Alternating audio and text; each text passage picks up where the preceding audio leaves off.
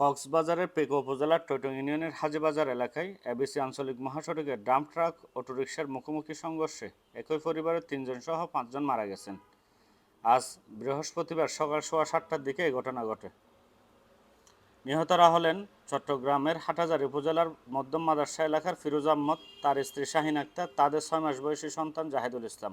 CNG চালিত autorickshaw চালক পেকুয়ার ধনিয়াখাটা এলাকার মৃত সৈয়দুল আলমের ছেলে মনিরুল মান্নান, উজানটি ইউনিয়নের সোনালীবাজার এলাকার মৌলানা বজল আহমদের ছেলে কারি আব্দুর রহমান।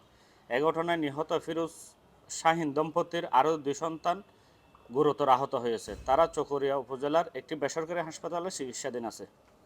স্থানীয় ও প্রত্যক্ষদর্শীরা জানিয়েছেন, আজ বৃহস্পতিবার সকাল 7:15টার দিকে সিএনজি চালিত যাত্রীবাহী একটি অটোরিকশা আঞ্চলিক মহাসড়ক হয়ে টৈটং ইউনিয়নের হাজীবাজার এলাকায় পৌঁছালে বিপরীত দিক থেকে আসা ডাম্প ট্রাকের সঙ্গে মুখোমুখি সংঘর্ষ হয়। অটোরিকশার 3 যাত্রী ঘটনাস্থলেই মারা যান। আহত হন আরও 4 জন। আহতদের উদ্ধার করে পেকো উপজেলা স্বাস্থ্য কমপ্লেক্সে নিয়ে গেলে সেখানে ফিরোজ আহমদ মারা যান। উন্নত চিকিৎসার জন্য তার 3 শিশু সন্তানকে চকরিয়ার একটি বেসরকারি হাসপাতালে নিয়ে গেলে সেখানে 6 মাস বয়সী জাহিদুল ইসলাম মারা যায়। অন্য 2 শিশু মোহাম্মদ শাহেদ ও জান্নাত চিকিৎসাধীন রয়েছে। ফিরোজ আহমদ চকরিয়া পৌর শহরের হাসপাতাল রোডে একটি মোটর পার্টস ও গ্যারেজে চাকরি করতেন। কর্মস্থলের পাশে বাসা ভাড়া নিয়ে পরিবার নিয়ে থাকতেন তিনি।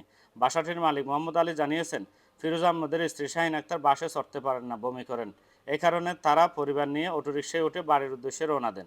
প্রতিমধ্যে দুর্ঘটনার শিকার হয়ে ফিরোজ, স্ত্রী শাহিন ও তাদের সন্তান জাহেদুল মারা গেছেন। পেকুয়া থানার ভারপ্রাপ্ত কর্মকর্তা ওসি মোহাম্মদ সিরাজুল মুস্তাফা বলেন, 5 জনের লাশ পুলিশের হেফাজতে রয়েছে। দুর্ঘটনা কবলিত ডাম্প ট্রাক ও সিএনজি চালিত অটোরিকশা জব্দ করা হয়েছে।